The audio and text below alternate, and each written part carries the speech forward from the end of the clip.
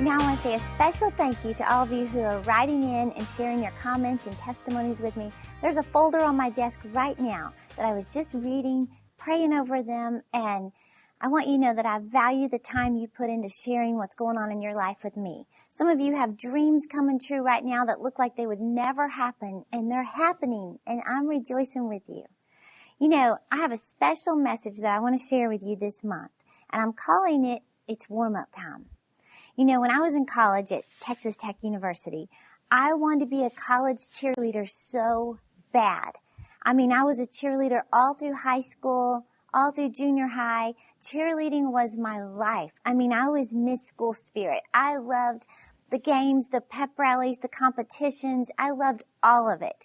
I used to make up cheers, make up dances, teach them to the girls. I mean, I loved cheerleading. Well, finally, my senior year of college, I thought, you know, I've never tried out for cheerleading in college. I want to be a tech cheerleader so bad. I dreamed about it. I could see me cheering at the stadiums with 50,000 fans there. I even went to extra gymnastic classes during the holidays just so I could get my tumbling down. I was practicing partner stunts. I got so stable on them to where I wasn't falling. I was so ready. I had the get your guns up down to a T, right? A double T. And I was so ready for this. Well, cheerleading tryouts started, and I was giving it all I had. I went to the practices every night. I was loving it because those guy cheerleaders, man, they would throw you up real fast, you know. So much fun. Well, one night, I'm in the locker room, and, you know, it was before we went to practice, and I'm just talking to some of the girls, and my specialty back then was my toe touches. And this girl said, "Hey, Terri, I want to see one of your toe touch jumps." So I just instantly went up into a toe touch. And I don't know what happened, but all of a sudden I felt this rip in the back of my thigh. I mean, it went all the way down my leg. I could feel it so bad that I just fell to the ground and was hurting so bad. Well, consequently, I ripped that muscle. I pulled that muscle back there. I couldn't even go to practice that night. I had to be carried to my car to drive back to my apartment.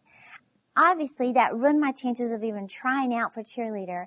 And the sad thing was, it was my senior year, which meant it was my last and only shot to go for that dream. And the reason why is because before I went into that toe touch jump, I never stretched. I didn't warm up.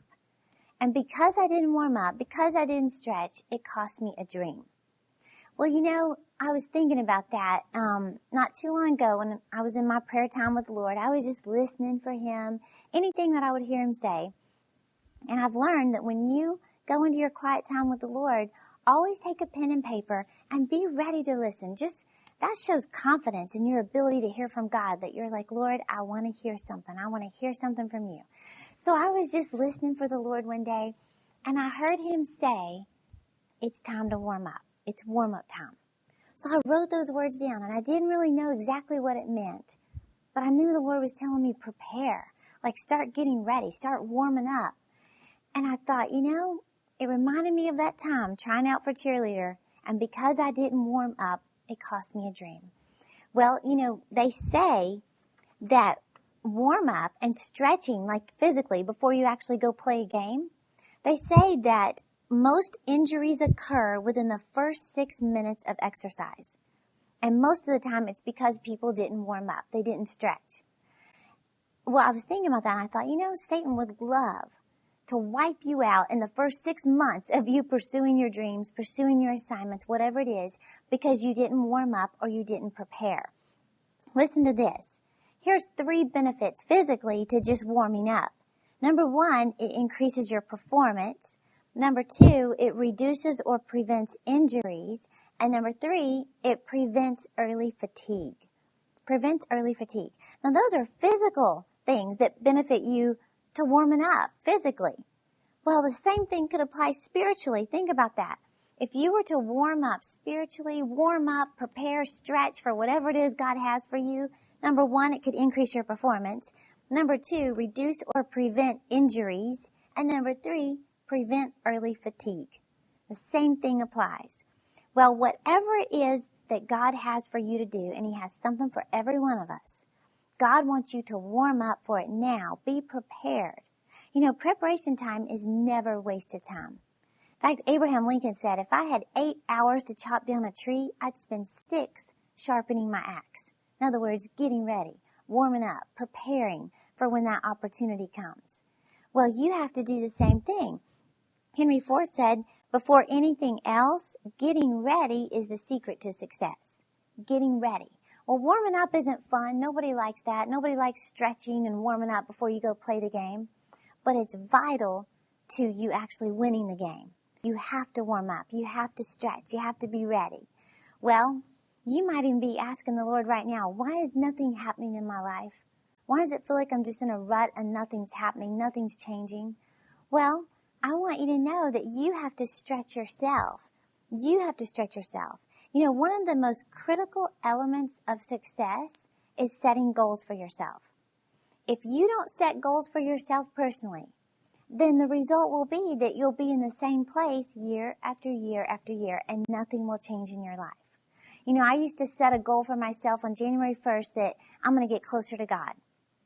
But I never actually established how I'm going to get closer to God. You know, well, you have to really break it down and say, what am I going to do? You have to set goals that stretch you. You know, you may say, I'm going to read 6 books this year. By the end of this year, I'm going to read 6 books that motivate me. Well, you have to set those goals that stretch you and cause you to grow. You know, they say when you're through changing, you're through. So we all have to continually set goals. If you're, you know, Dave Ramsey says, if you want to be skinny, study skinny people. You want to be wealthy, study wealthy people. But set a goal for yourself to do something to cause you to stretch, to warm up, to prepare. You know, if you want to get closer to God, then make an investment in yourself. Get some new CDs and set a goal for yourself that you are going to listen to these 2 or 3 CDs this week on your way to work. That's setting a goal for yourself. Or if you say every day this month, I'm going to make myself listen to a faith-building motivational CD on my way to work and on my way home. Every day this month, 5 days a week, Monday through Friday, whatever it is. But I just want to challenge you to set some personal goals for yourself. Even if it's just one, do something to be ready.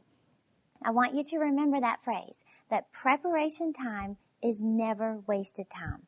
God's preparing you right now for the next thing He has for you. No matter how successful you are already, or maybe you don't feel like you've had any success. No matter what level you're at, God's always preparing you for the next thing, for something greater. But you have to set goals for yourself. So remember that. One of the most critical elements of success is setting goals. Set one new goal for yourself, even today. If it's to go for a walk, if it's to read a book, if it's to listen to a CD, if it's to spend 5 extra minutes praying, spending time with the Lord, whatever it is, determine that you're going to set one new goal for yourself that causes you to stretch. Okay? You, in order to be effective, they say you have to be stretched. So I'm stretching you this month and teaching you how to warm up for that next thing that God has for you. I want to thank you for watching me this week, and I'll see you next week.